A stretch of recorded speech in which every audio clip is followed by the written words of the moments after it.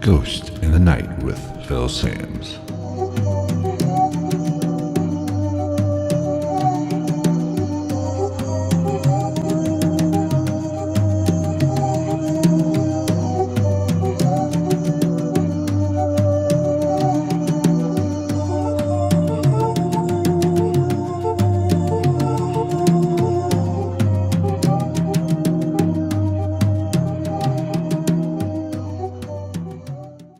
What is going on, everybody? Welcome to another episode of Ghost in the Night, a hauntings and paranormal podcast. In today's episode, we're going to talk about some of the shenanigans that have been going around the paranormal world here lately with the fakery that's going on YouTube.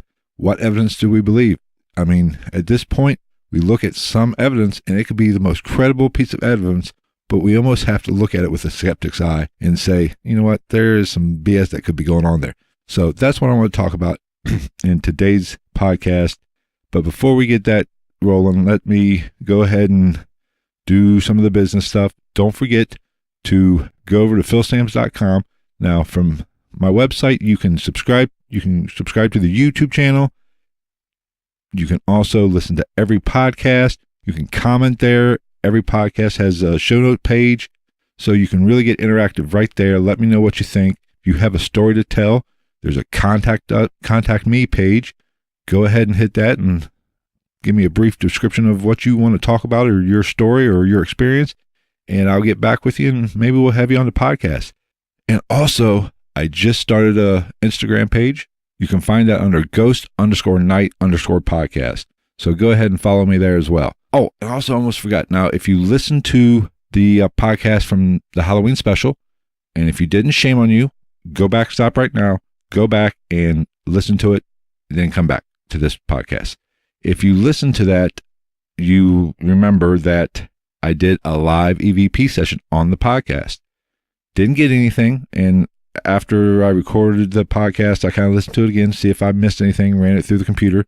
Nothing, there was nothing there. And I have gotten some EVPs in my home before, so, I wasn't shocked, I wasn't surprised that I didn't get anything. But in that podcast, while I was doing that session, I did hear a knock. I believe I even asked, why don't you give me a knock or something to that effect. And there was kind of a knock, and I made a note of it on the podcast. You heard me say something to the effect of, ooh, I just heard a knock, but I'm not going to go up and investigate like I would normally. Now, quick update. I debunked it after I got done with the podcast, stopped recording, put everything away, went out. I thought I heard it again and I was putting things away, so my curiosity was starting to get a little piqued, but I found out what it was. My dog had been somehow got into one of the bedrooms and the door shut, or wasn't all the way shut. It was just kind of closed, partially closed enough to where the little girl couldn't get it open. And what I was hearing was that door kind of poke or kind of bang up against the frame of the doorway. So that's a legitimate debunk. Now, with the topic at hand on this podcast, now I could very easily play that back, do a whole video series or do a podcast about how while I was doing a live EVP session, I heard a knock. And you would have never known the difference. But see, that's not what I want to do. That's not helping my cause. I'm looking for answers. I want to find some truth to the experiences that I've had in my life and maybe even help others that are having similar type experiences find answers. What is it? If it's not a ghost, what is it? So by playing off every little noise as paranormal or a spirit trying to communicate or following an order to make a knock, that's easy to do, and I could do it, and I'd probably get more viewers that way, and listeners, whatever. I probably could get more interaction and probably have a lot more success, but that's not what I'm about. I'm looking for legitimate answers for a legitimate question. I don't have all the answers. I don't know. Are ghosts real? Is the spirit world real? Is there an afterlife? I know what I've been brought up believing. I've known from my experiences what I've encountered in my life leads me to believe, yeah, I think there is something, But I don't have any proof of it. I don't know. That's what I'm here doing. That's why I go on investigations, to try to find legitimate evidence of the paranormal and the afterlife and of ghosts interacting with us or poltergeist activity. I am trying to find the answers to those questions. Faking a bunch of videos or overblowing or overhyping evidence isn't doing anybody any good. Okay, now that that's all, soapbox is done for the time being. I hold the right to get back up on that bitch at any moment. Ghost Adventures, the Halloween live special. Now, there was kind of a big stink up made about the rabbi and when he used the word doesn't fit your script or whatever. And Twitter went crazy. Social media went crazy. All the Ghost Adventure and Zach Bagans haters just came to the forefront. Okay, this is much to do about nothing. Honestly, the rabbi just used the wrong word. I think the word he should have used doesn't fit your narrative. So the conversation was talking about possession, demonology. I didn't watch it. This is all from, I caught a clip of, somebody brought it to my attention. I kind of looked into it a little bit. Haven't seen the replay. I've kind of been looking, but I don't know if they're going to do a replay or I just missed it or whatever. But from what I saw and what I heard, the rabbi just used the wrong word. He used the word script when he should have used the word narrative. He wasn't saying they were going by a script or they go by a script all the time. That's not what it was. This was really just the other side of the fence, just saying, see, told you.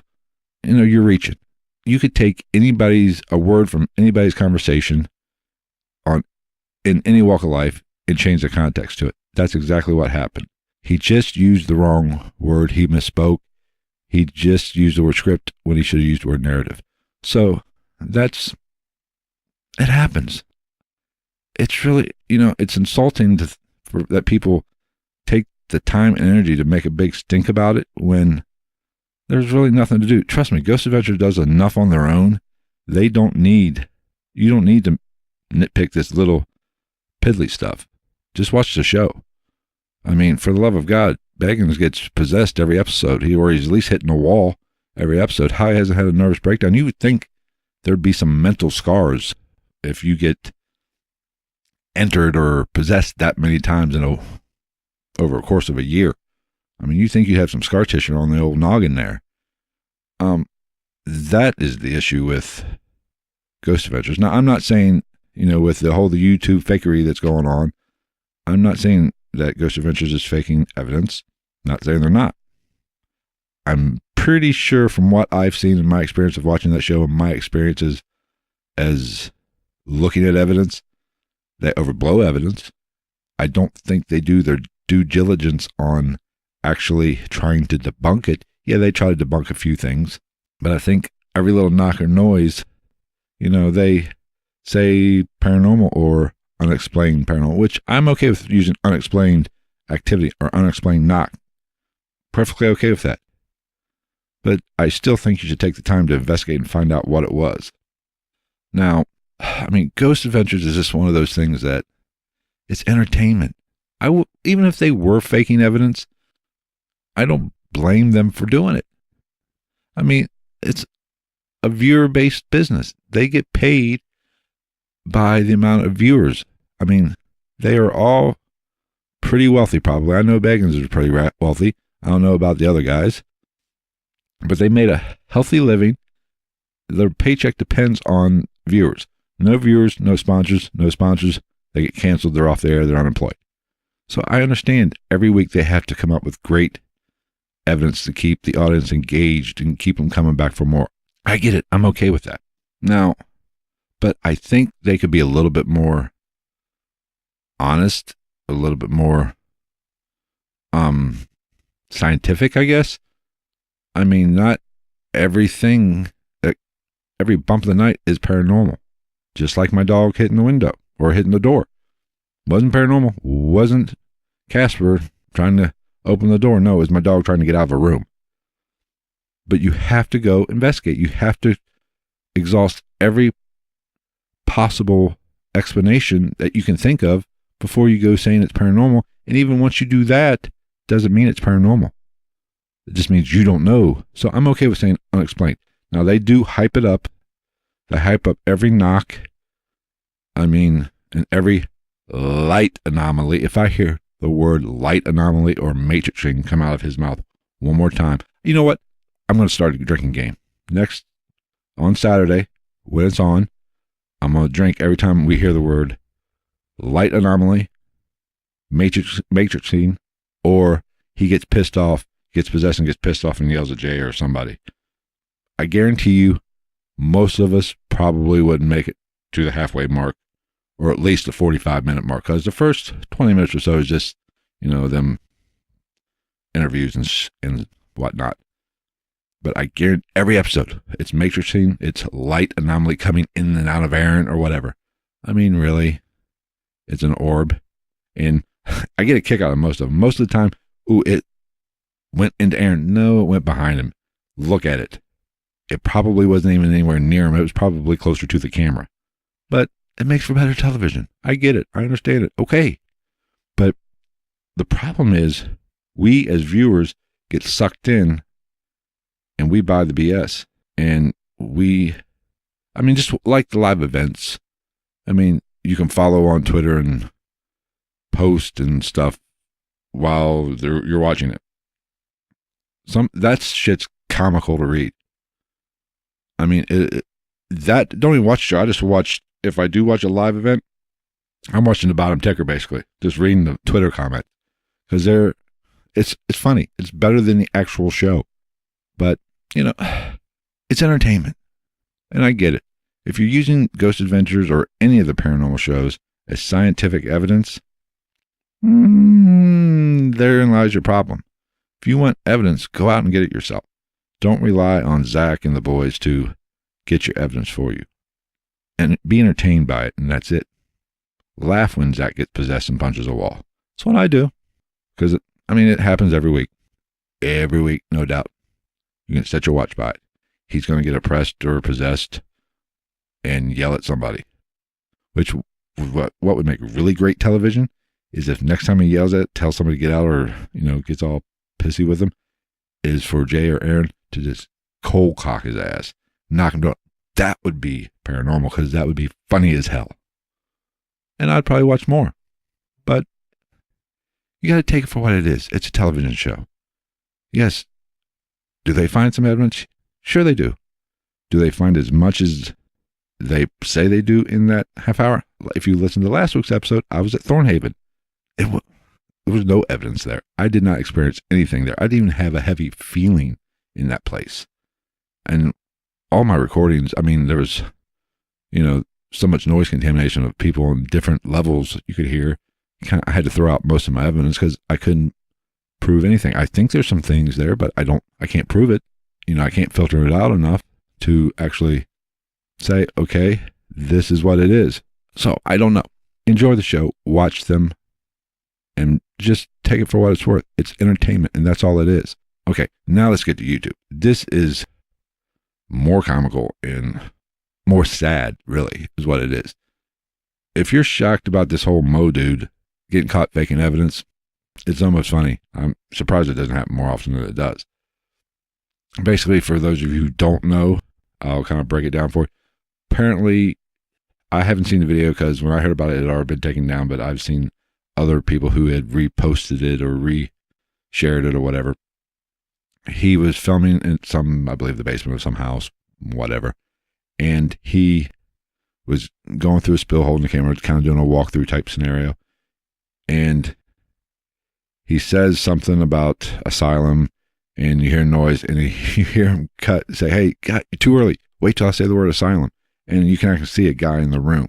Now, I guess the final what was supposed to be was him doing the same thing, which I saw that this guy who I watched pieced it to, the part that should have been edited out that he mistakenly left in. And then what was supposed to be what he ideally wanted it to be. He was doing that spill, walking, and he's saying something, and then he pans to that door, and the door's opening. And he freaks out and says something and runs up the stairs. Okay. Now, here's two things with this. I'm not shocked. YouTube is about views, and the more shocking you are, the more, how can I say it? The more outrageous your evidence is, you're going to get more views. It's money. Whenever money's involved, people are always going to push the envelope. That's not what I'm about. That's why I'll never have 100,000 subscribers or more, because I'm not going to fake evidence. I can fake evidence super easy, but I'm not going to do it. I'm looking for solid answers to questions I have and helping people kind of deal with the paranormal or live with the paranormal. That is my goal. My goal is not to get 100,000 subscribers and make $1 million on YouTube. I will probably never be able to monetize on YouTube, and I'm okay with that. I'll probably never be able to monetize this podcast enough to pay for it. The money that I put out in doing the podcast. That's okay. I do it because I like the paranormal. I want to find answers. So that is the problem with YouTube. Most of that stuff is going to be faked, or there's some kind of shenanigans going on. It's just the way it is. Now, where this hurts the paranormal field is you don't know what's real and what's not real. You're going to look at everything through that critical or skeptic filter, and you might miss a great piece of evidence because you think it's fake. I mean, I have a friend that did an investigation, took an amazing photo, and just to kind of paint the scene, 3 people at this location, 1 person taking the camera or taking the picture, the other person is in the picture, and the third person, from what I'm told, I trust this person, is behind the person taking the picture. So the 3 people are accounted for. But in a doorway, there's a person standing there. And it is the clearest apparition I've seen. You can make out facial features. It's a full body apparition. It is probably one of the best pieces of legitimate still photography that I've seen. It's ideal. It's perfect. Now, some people will look at that and say, oh, that's just, you put somebody in that room. That's how good it is. But I trust this guy. I wasn't there, but I trust him. I know he wouldn't fake it because he has the same mindset as me, and he doesn't even want to show it. So, I mean, if he was faking something, he'd put it out to the world. He's only showed a few select people. So, that's the difference between real paranormal investigators and YouTube celebrities.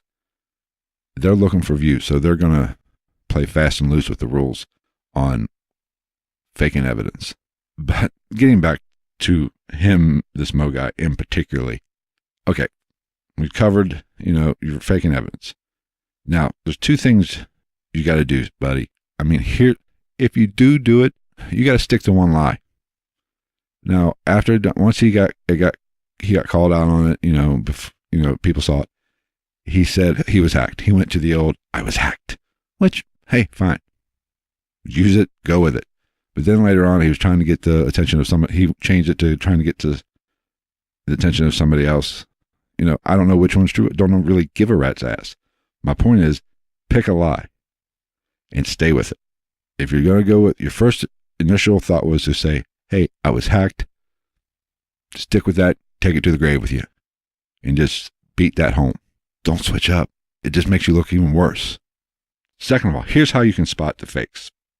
Now, in the videos that I saw, basically the cut where you saw the person that he was talking to that was supposed to make the noise, and then what was supposed to be where the door was open. And like I said earlier, the door was open. He oh shit, and ran out. If a door opens up and the paranormal investigator or the person making the video runs away and runs upstairs, he's not a paranormal investigator. Because your first instinct as a paranormal investigator should be always, you see something, run to it and go find out what caused it. He was doing that for effect, for views, for watch time. That's all that was. That's all he's about. He's not about finding paranormal evidence and proving there is an afterlife and proving we can connect with the spirit world. No, he's all about views and creating content. Hey, more power to you. Go for it. So whenever you're watching a paranormal video and it's supposed evidence and you see that something happens, spooky happen, or a big bang, a big knock, or a door opens up and their flight takes over and not their fight, you should have a big question mark hanging over your head. Okay, this is probably a bunch of BS. Because every paranormal investigator I know would have saw a door open up and ran to that room. So if they don't run to the room, or they run to the room and then there's a cut there, odds are it might be faked. It's been edited out so you don't see what's in the room. That's a classic tale. A paranormal investigator is searching for answers, searching for the truth, and they will go to it. If you hear a knock, you go run to it. Now, I'm not saying you can't get spooked out a little bit. I mean, if something whispers in your ear and you jump and go, oh shit, that's okay. But when you don't go investigate, you run out of the place, you're not a paranormal investigator. You're just a video maker. You're just doing it for the views. And hey, more power to you. I don't give a rat's ass. I don't watch it. I don't subscribe to you. I don't really care. I think it's funny. And it's kind of sad you have over 1 million subscribers to your channel if you're going to fake evidence. And I'm not, and the really bad thing is you might have caught some really good evidence throughout your time doing it. But now it all comes into question. Once you get caught in a lie, once you lie, everything you've ever done in the past gets called into question. If they can't trust you now, how could they trust you in the past?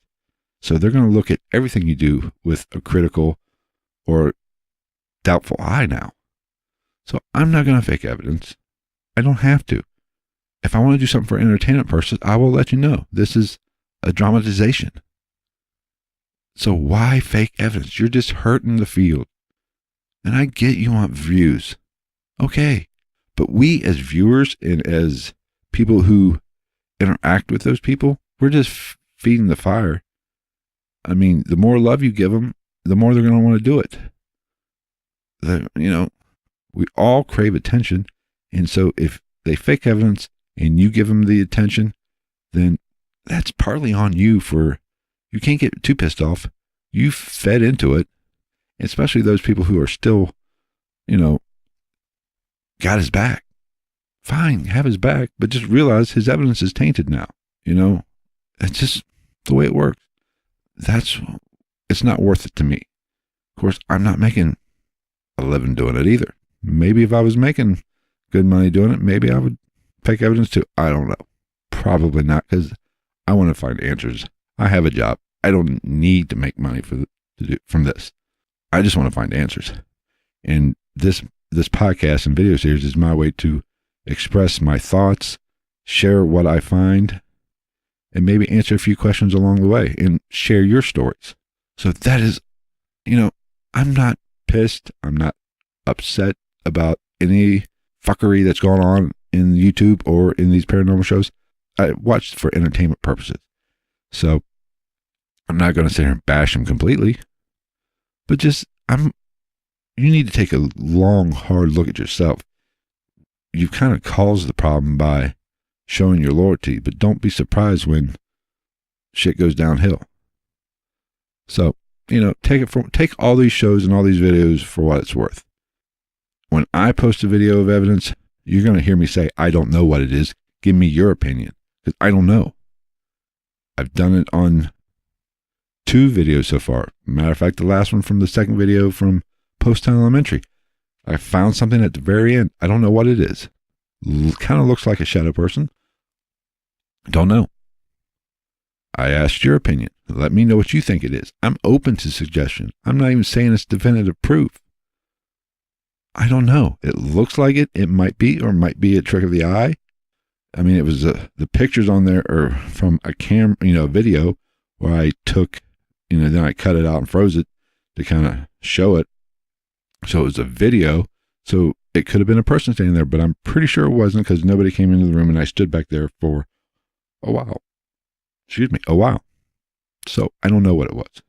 That is the way I approach it. You'll never probably ever hear me, I found 100% proof of the paranormal. You'll never hear me say it probably, because I don't know. I'm basically a high-functioning moron. I don't know everything about everything.